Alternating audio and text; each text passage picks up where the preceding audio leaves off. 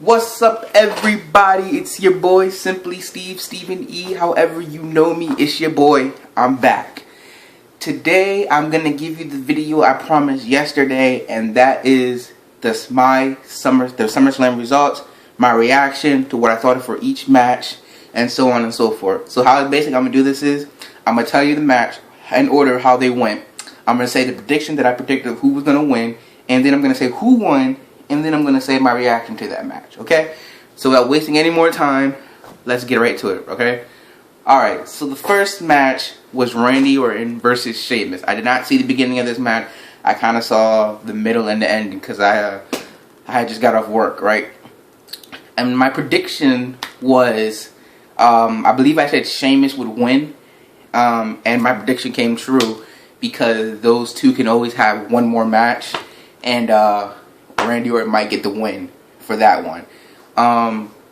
What does this mean for Sheamus? It means he's building momentum as, I guess, a legitimate threat because he hit 2 bro kicks on Randy Orton to win the match. So, you know. The match, my reaction to it, yeah, it was an opener. So, you know, whatever. Alright, so the next match was the tag team title match, which I thought was going to be, in the pre-show, but actually they let all 10 matches go on. So, New Day, I predicted that New Day was going to win because, you know, New Day rocks, or sucks, whatever. But, New Day did win, so I called that as 2 for 2 right there. New Day capturing the titles again, becoming a 2-time tag team champions in the group. I think it's like Kofi Kingston's 5th or 6th tag title, but whatever. I called that. I will say though, when they opened up before the match started and they started singing, I enjoyed it. They did a pretty good job. Everybody was clapping that. I could have sworn I heard everyone say New Day rocks. But you know, I think everyone predicted that New Day was going to get it. It was good that the primetime players got the titles. They deserved it. Yes, they did. But for the betterment of the WWE Tag Team Division, it's better for New Day to have it. Especially since I believe the Usos will be coming back. As you know, one of them, I think it's Jay. He's been on commentary on SmackDown, but now that his brother, I've been hearing rumors that he'll be back tonight on Raw. So, you know, we'll have the Usos back, and that's another challenge for the New Day. Alright, so the next one was Dolph Ziggler versus Rusev. I predicted that my boy Dolph Ziggler was going to win the match, but it actually went into a double countout, and I'm fine with that. And the reason being is this, because I think everyone can clearly see that it's going to be a mixed tag match at Night of Champions. Rusev and Summer Rae against Dolph Ziggler and Lana in her very first match. And I think that's going to be an interesting match to see. I'm looking forward to Lana getting in the ring. You know, so that all interesting. I mean, she does train, work out. So, you know, she's fit and she can become a WWE super or WWE diva and compete in the ring. So, hey, remember when Summer Rae came out? She started off as a manager too, and you know, eventually she became a diva or a wrestler or whatever like that. Same thing with the Funkadactyls. They came in as cheerleaders for Brodus Clay, and then now they're wrestling. So, just goes to show you. Alright, so next we had Stephen Amell and Neville against Stardust and the Cosmic King Barrett. I predicted that Stephen Amell and Neville was going to win because you don't bring a celebrity on pay-per-view, or matter of fact to WWE to have a match for them to lose. So I think out of the night, that was like the most predictable win of them winning.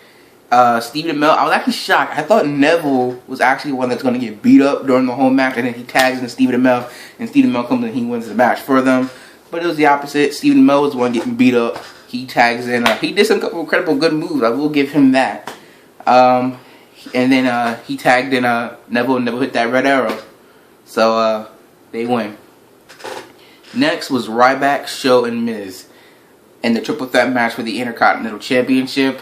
The match was okay. You know, it was alright. I predicted that Ryback was going to win, and he did. So, first of all, I would like to say my predictions were pretty good because pretty much everyone who I said was going to win won their match, right? So I must say I must be doing a pretty good job, and I know my wrestling if I do say so myself. But anyway, yeah, the match was alright. Back and forth action, you know. A couple times I thought Ryback was gonna lose, especially after Ryback had hit that shell shock, and the minute came out of nowhere with that skull crush finale. I thought it was over right there. I was like, oh man, Ryback's gonna lose. But he ended up kicking out, and it was funny how Miz was just going back and forth trying to pin both of them, and each time they just kicked out quicker and quicker. Funny. Yeah, Big Show actually knocked out the Miz, and then Ryback tossed Big Show out of the ring, allowing him to cover the Miz and win the match. And it was alright. It wasn't like, oh man, that was the best triple threat match I've ever seen. It wasn't like that. The match was okay. Next, we had Roman Reigns and Dean Ambrose taking on the Wyatt family. Now this one felt kind of rushed actually, like they were trying to hurry up, like they were trying to rush. I could feel it, and I don't know if anyone else felt it, but I felt it, like they're trying to rush. But the interesting thing is, and the WWE prediction came true, Roman Reigns was getting booed. They started chanting while Dean was getting beat up. They was chanting Roman sleeping. They were like, Roman sleeping, Roman sleeping, Roman sleeping. And I was like, wow. I know it's not that far from Philly where he got booed from the Royal Rumble, but dag, still. He was getting booed, like, every time Ambrose was in the ring, cheer, Roman's in the ring, boo. And I'm like, dang, what the WWE Universe gotta do to realize? Like, here's the thing, right?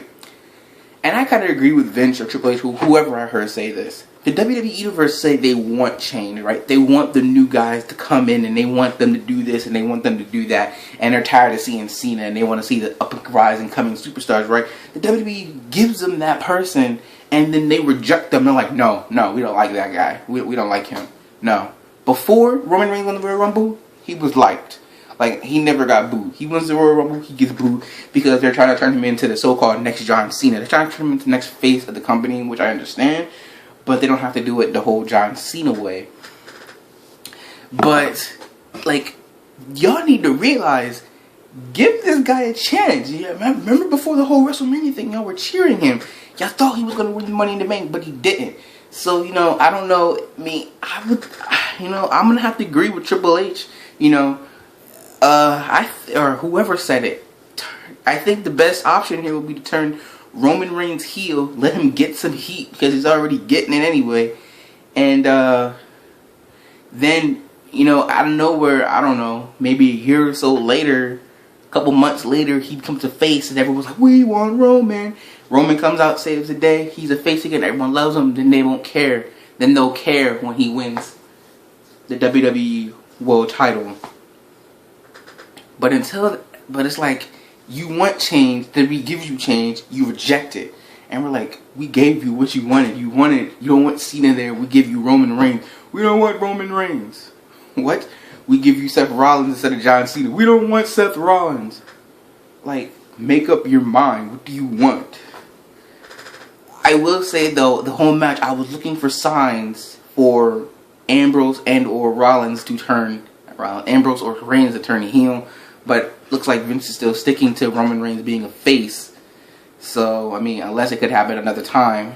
But until then, Roman Reigns and Dean Ambrose did win the match. Next match was Rollins versus John Cena. I was actually shocked. I thought this match was going to be the match before Undertaker and Brock Lesnar.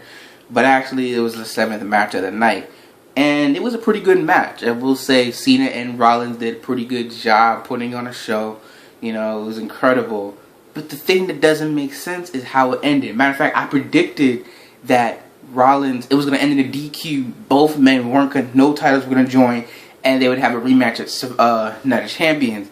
Instead, we get the host of the show, Jon Stewart, comes in with a chair, and you automatically think, okay, this dude's going to attack Rollins. Obviously, he attacks Cena, costing him the match. He gets pedigreed on the chair and wins. And I'm like, really? Well, first of all, what happened to Seth Rollins winning matches on his own and proving that he is the best WWE World Heavyweight Champion in history? Now he's going to be getting a statue, and I don't know if they're really going to do it, but now he's going to get a statue in WWE headquarters because he beat Cena and is now the US and the WWE World Heavyweight Champion.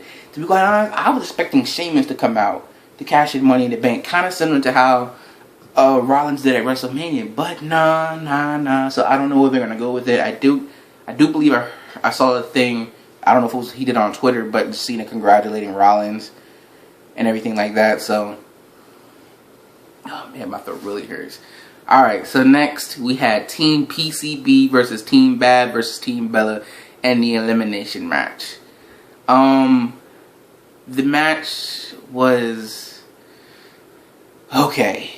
That match was okay. Like, I was just like, can we just... I mean, I don't mind the Divas Revolution. I am all for it. Because I remember when the Divas matches were 2 minutes long and we're like, that's it? It's over? I mean, a long match doesn't mean it's a good match, okay? Like, Cena can... You can't compare the Divas to having a 15, 17 minute match to John Cena having a 15, 20 minute match. You can't compare those two. Those two are not comparable. These girls, the Divas, aren't no Lita and Trish Stratus or anything like that. They're none of that. But I mean, you know, like I said, I'm all for the Divas Revolution. I am. Like the whole who's the best of all the Divas and everything. I'm all for that. But you know, the match was like, let's just get to the next match already. So the next, Team PCB won the match. I predicted it was either going to be that team or Team Bad. I was surprised Team Bad got eliminated first, but hey, whatever. Next match was Cesaro versus Kevin Owens. Cesaro and Kevin Owens put on a heck of a match, good match. This one I kind of felt rushed a little bit because I knew after this it was going to be Taker and Brock, but you know, it was good. My dad didn't like the fact that Kevin Owens won and beat Cesaro because Cesaro's been gaining momentum and people are actually cheering for him. They got Cesaro section signs now and everything. But I'm like, you do realize Kevin Owens lost like 4 matches straight. He lost to Cena at Money in the Bank. Then he lost to him at then he lost the NXT title. Then he lost to Cena again at Battleground. Then he lost last night to Finn Balor again in their rematch for the NXT title. And pretty much when you see that happening, you're like, okay, if the dude who challenges someone loses their title, then you know that, you pretty much know that they're going to win the match the next night. Case in point, Cesaro lost, except for when Cesaro lost the NXT Championship, because we all thought that as soon as he was going to beat Cena, but he did not. Match was good, really enjoyed it. Winner was Kevin Owens. I believe I predicted Kevin Owens was going to win. Yeah, so it was good. Then we get to the main event. Now this match should be a whole video in of itself, but for namesake, I'm just going to do it for this one because it's my SummerSlam results, review, reaction, whatever. Undertaker, Brock Lesnar rematch dubbed too big for WrestleMania. Brock comes out first. Take's getting in the ring. He's about to take off his hat. He takes off his hat. He's about to take off his coat, and that's when Lesnar just charges in after him. Boom, boom, boom, boom, boom. Match starts off big and everything like that. Lesnar gets busted open pretty early. So far, you're like, okay, Take. He even tried to go for F5 early. And I'm like, all right, Take gonna do this. Take got this, right? Take gonna win. And, you know, Take was good. I mean, did we get the old, like I said last night, did we get the old Taker? Every now and then we got the old Taker. You can still tell he was old, but was their match better than WrestleMania 30? It was. The match, not the ending, the match. And I will talk about the ending. But let's just go on, continue with the match, right? Take's going for old school, and again, just like at WrestleMania, Lesnar's about to put in that 5 on him. If this time Take was able to counter out, and I'm worried that like as soon as he hits in that 5, that's it. Like it's over. Every time the referee hit the hand for the second time, I'm like, oh god, he's about to hit the 3rd time.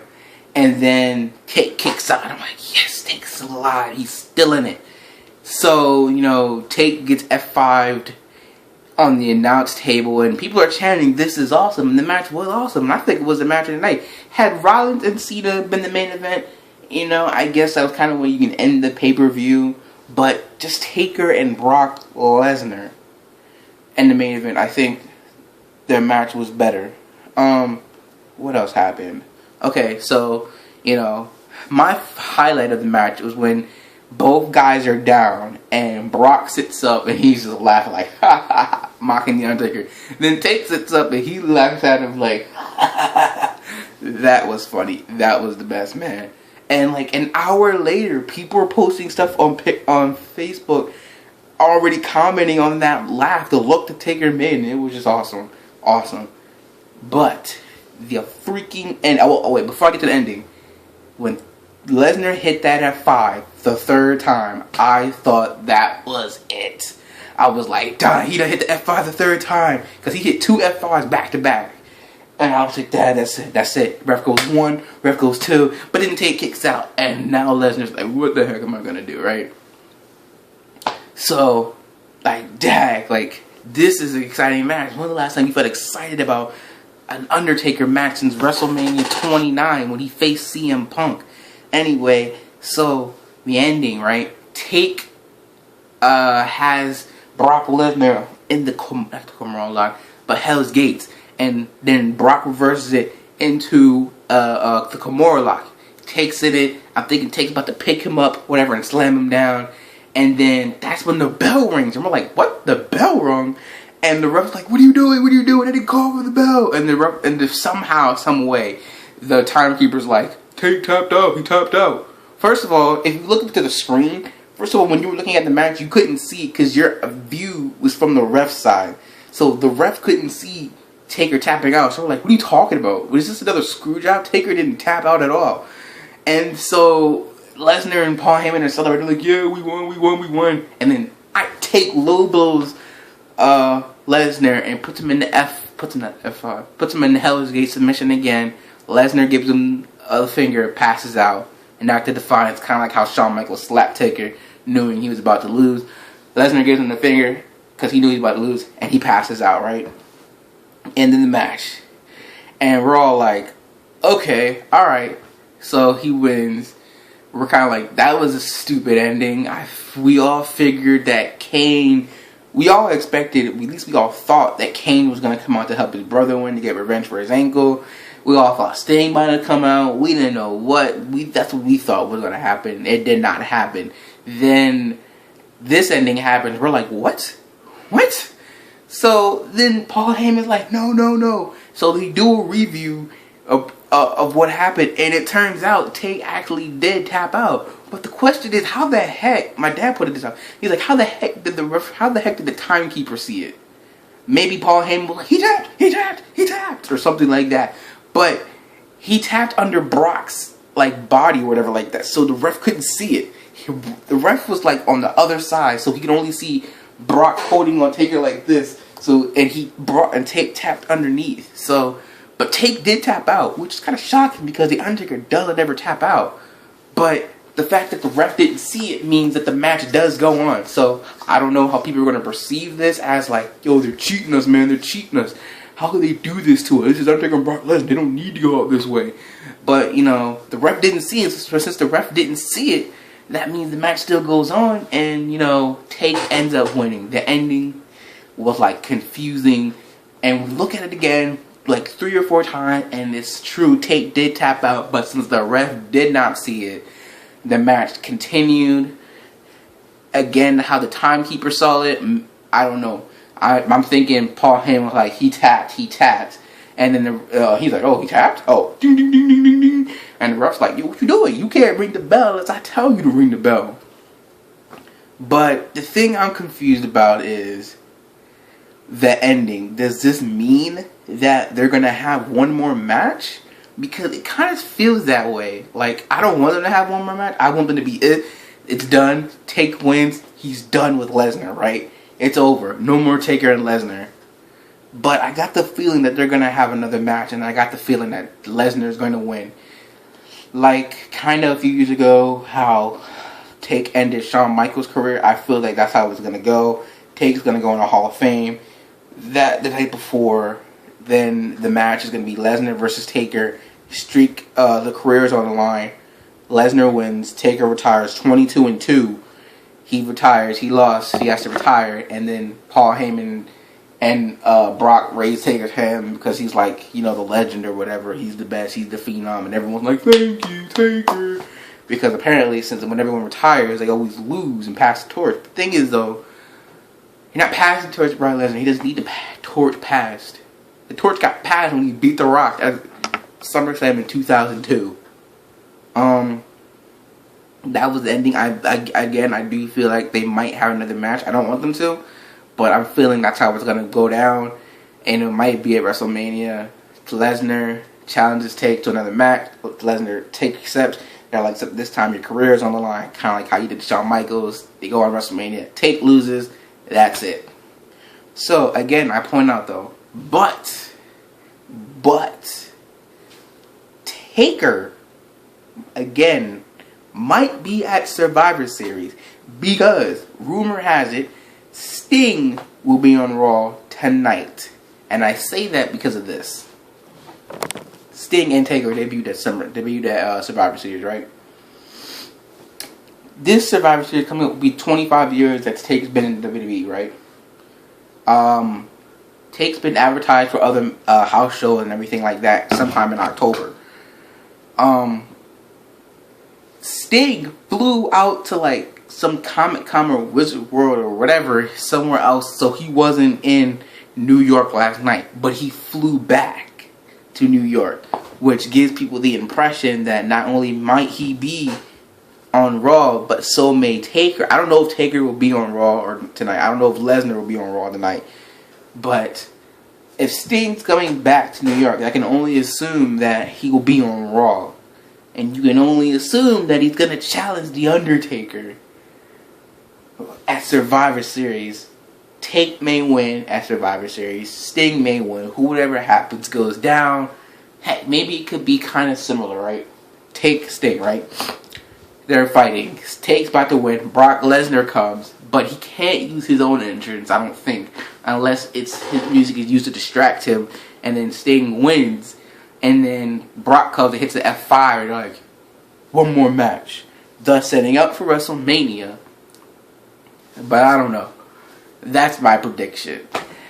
Now, that's SummerSlam. Oh, I forgot, right? And like an hour or so later, someone posted a video that after the match, Taker collapsed in the back again. And I'm like, are you serious again? Are we not going to see him for another year? So is he going to miss WrestleMania? My God.